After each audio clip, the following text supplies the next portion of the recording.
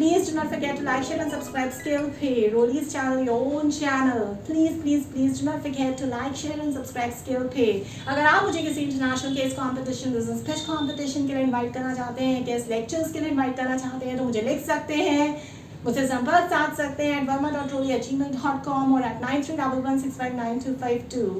मैंने मैनेजर्स को अपने पक्ष में लिया, मैंने सीनियर मैनेजर्स को अपने पक्ष में लिया बीइंग अ लीडर, मैंने एग्जीक्यूटिव्स को अपने पक्ष में लिया, मैंने इंटर्न्स को अपने पक्ष में लिया, मैंने हर तरह के एम्प्लॉयज को, हर तरह की हयाकी को पक्ष में लिया।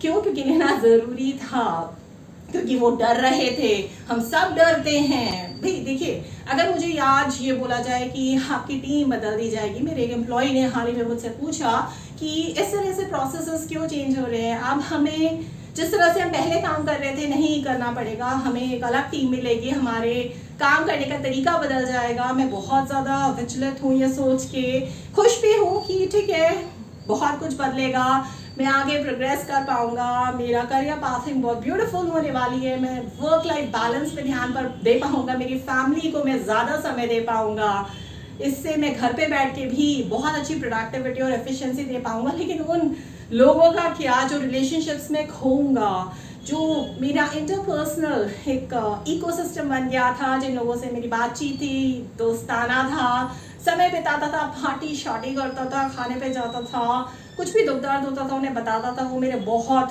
यार दोस्त बन चुके थे।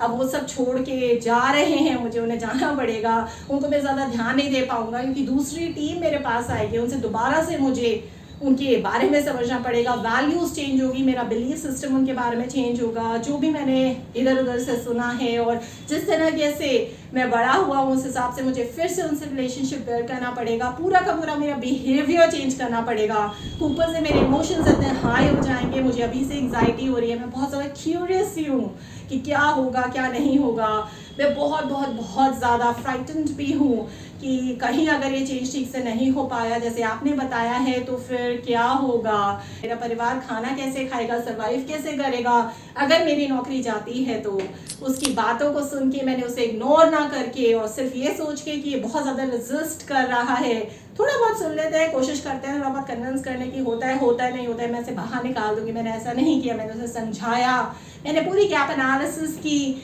उसका मत जाना, ये जाना कि वो किन चीज़ों से डर रहा है, क्या चीज़ें क्या चैलेंजेस उसे फील हो रहे हैं, उन सबके क्लैरिफिकेशन दिए, अच्छे तरीके से उसे कम्युनिकेट किया और उससे अभी तक मैं टच में हूँ क्योंकि ज़्यादातर change initiatives, management, transformation companies में क्यों फेल हो रहे हैं। हम स्टार्टिंग में बढ़ चढ़ के कहते हैं ना, फुल एनर्जी होती है, बहुत बहुत बहुत जोर से तेजी से पूरी शिद्दत से काम शुरू करते हैं, लेकिन धीरे धीरे जाके हम थक हो जाते हैं, हमारी एनर्जी पूरी एग्जॉस्ट हो जाती है। ऐसा नहीं करना और ऐसा ही हो रहा है फ्रंट लाइन में। लीडर्स क्योंकि स्ट्रेटेजिक थिंकिंग नहीं रखते हैं, उनको इमोशन से, उनको बिहेवियरल एस्पेक्ट से एम्प्लॉयज़ के कोई मतलब ही नहीं है क्योंकि वो ट्रांजैक्शनल हैं, उनका जो इन्फ्लुएंस भी है वो भी ट्रांजैक्शनल है। वो समझ ही नहीं पा रहे हैं कि चेंज मैनेजमेंट के पीछे सिर्फ टेक्नोलॉजी नहीं होती है, सिर्फ प्रोसेस को बदलना नहीं होता है, सिर्फ टीम्स को बदलना नहीं होता है, सिर्फ काम करने के तरीके को बदलना नहीं होता है, उसके पीछे जो सबसे इम्पॉर्टेंट फैक्टर होता है वो ये होता है कि एम्प्लॉयज़ का पूरा बिहेवियर, जिस तरह से वो अपने आप को कंडक्ट करते हैं वो बदल जाता है। उनकी यारी दोस्ती, उनका चलने फिरने का तरीका, बोलने का तरीका, सोचने का तरीका, काम करने का तरीका, अपने घर वालों से बात करने का तरीका, उन्हें समय देना का पूरा जो टाइम जोन है वो बदल जाती है, उनका पूरा माइंडसेट उन्हें बदलना पड़ता है और साथ साथ में जो उनके इमोशंस बदल रहे होते हैं, अप डाउन हो रहे होते हैं, उन्हें उससे भी जूझना होता है। लेकिन मैंने साइकोलॉजिकल साइड में तो उन्हें कोई मदद नहीं प्रोवाइड किया, ना मैंने उनके बिहेवियरल एस्पेक्ट से जूझा, ना ही मैंने उन्हें इमोशनली काम डाउन करने की कोशिश किया, इमोशंस को कैसे मैनेज किया जाता है उसकी कोई भी ट्रेनिंग प्रोवाइड नहीं करी। ऊपर से मैंने उन्हें कम्युनिकेट भी बहुत बढ़िया तरीके से नहीं किया। सब कुछ हमने किया, हमने सोचा कि शायद वो मेरा SMS नहीं देख रहे हैं, कंपनी के मैसेजेस, ईमेल्स नहीं पढ़ रहे हैं, इंटरनेट पोर्टल पे विजिट नहीं कर पा रहे हैं, बहुत ज़्यादा काम है, बिजी हैं, तो हमने वीडियो मैसेजेस बनाए कि विजुअल ट्रैक्शन लेके आते हैं, उससे भी वो एंगेज फील नहीं करे, तो हमने लोगों को इन पर्सन जाके खड़ा कर दिया कि उन्हें समझाएंगे। बहुत ज़्यादा टाइम, लेबर, पैसा खर्च हो रहा है।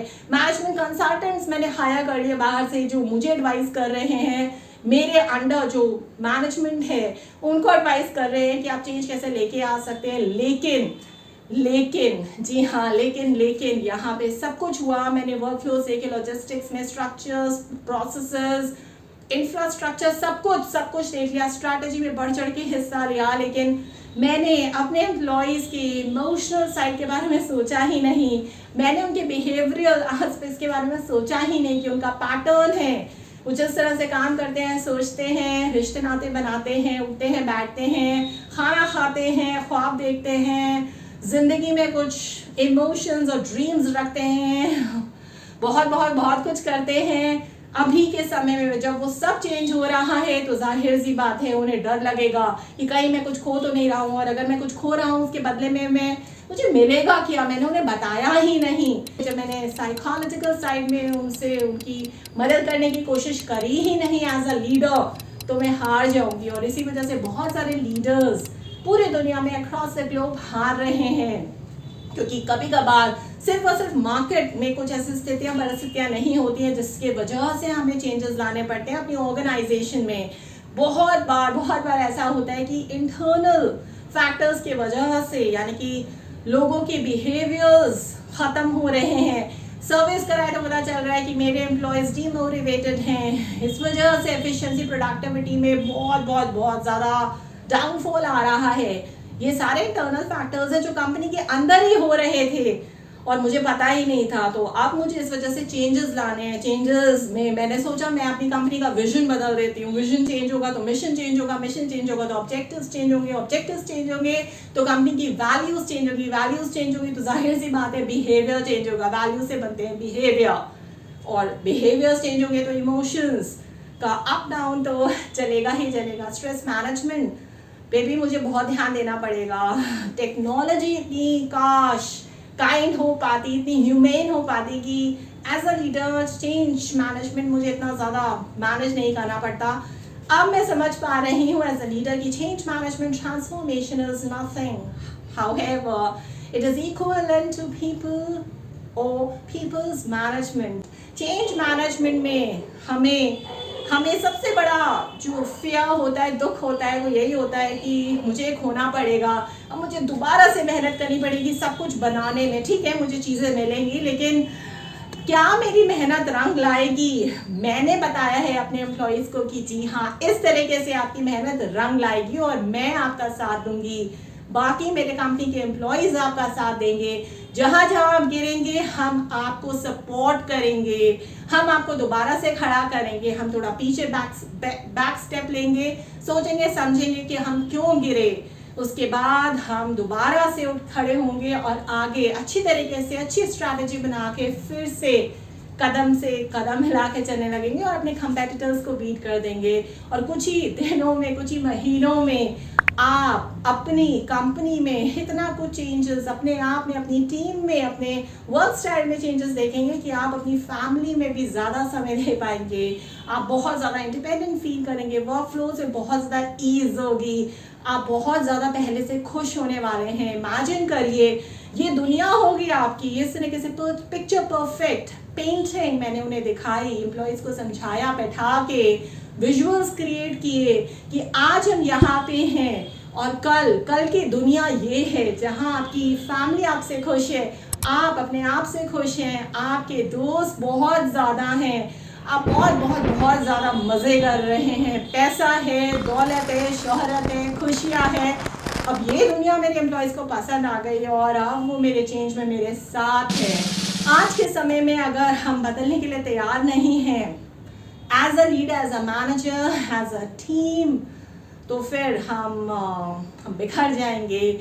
वक्त बदल देगा हमें, और जब वक्त बदलेगा तो वक्त की मार जो पड़ती है, जब थपेड़े पड़ते हैं तो सब कुछ खत्म हो जाता है।